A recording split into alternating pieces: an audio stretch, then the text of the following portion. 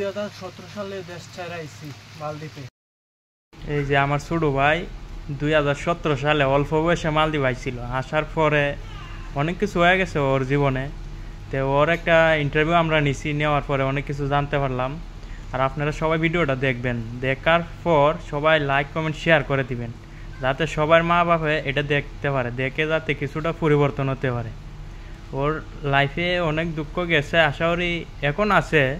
আপনারা ওর মুখে শুনেন, আমি কিছু বলার নাই, ও বলবো, ওর মুখে শুনেন। ছোট ভাই, হ্যাঁ ভাই। তুমি কেন এই কাম কয়দিন ধরে করতেছো? ভাই এই যে 2017 সালে দেশ ছেড়ে আইছি মালদ্বীপে। কত টাকা দিয়ে আইছিলা? ওই সময় 2017 সালে আসছি, কত দেশের টাকা গেছিল আসার জন্য, প্রায় 2.5 লক্ষ টাকার মতন গেছিল ওই সময়, 2017 সালের কথা।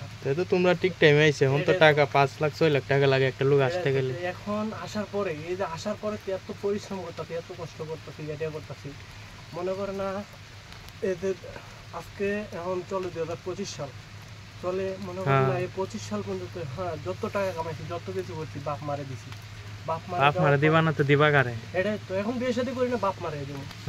দেওয়ার পরে ওই বাপ মা কি করে, ঘর বাড়ি করে, সবকিছু করে, করার পরে ওই টাকা কি করে ছোট ভাই বোনদের নামে করে দেয়।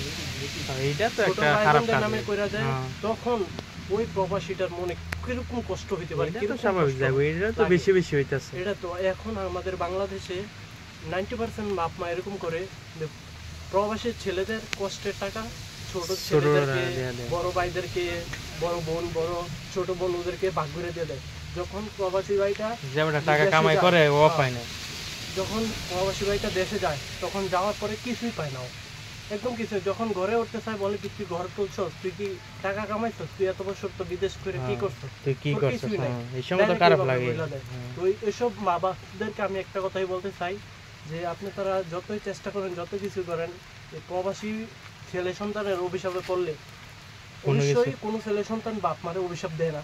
যদি অভিশাপ দেয়, ওই অভিশাপের জিন্দগি তো রেহাই পাবেন না আপনি তারা। আমি বাপ মার সম্পর্কে এইটাই আমি বলতে চাই, যে সব বাপ মা সব ছেলেদেরকে দুই চোখে দেখবেন না, সেম চোখে দেখবেন সবাইকে। আমার একটা কথা, যারা প্রবাসে আসতে চান তারা অবশ্যই যে কোনো একটা পার্সোনাল ভাবে অ্যাকাউন্ট করে আসবেন। বেশি না, কম বেশ, মাসে যদি 2-3 বা 5,000 হয়ে জমান অ্যাকাউন্টে অনেক কিছু। 10 বছর থাকলে 10 বছর পর আপনার এটা অনেক টাকা হয়ে যাবে। মালদ্বীপ প্রবাসী ভাইদেরকে বলতেছি, ভাই আপনি যারা যেখানে আছেন, যেই পজিশনে আছেন, একটু ভালো করে চলার চেষ্টা করেন, আর ওই কোম্পানিতে বাইরে হওয়ার চেষ্টা করবেন না। এখন মালদ্বীপের সিচুয়েশন অনেক খারাপ, অনেক দুর্বল, অনেক আর যারা আসতে চাইতেছেন আসার চেষ্টাও করেন না ভাই। মালদ্বীপের অবস্থা অনেক বাজে, অনেক বাজে, যা বলার মতো না। ঠিক আছে, আমরা অনেক কষ্ট করতেছি মালদ্বীপে, এখন করতে পারতেছি না, আমাদেরও কাজ না। ওকে, থ্যাংক ইউ। সবাই ভালো থাকবেন, সুস্থ থাকবেন।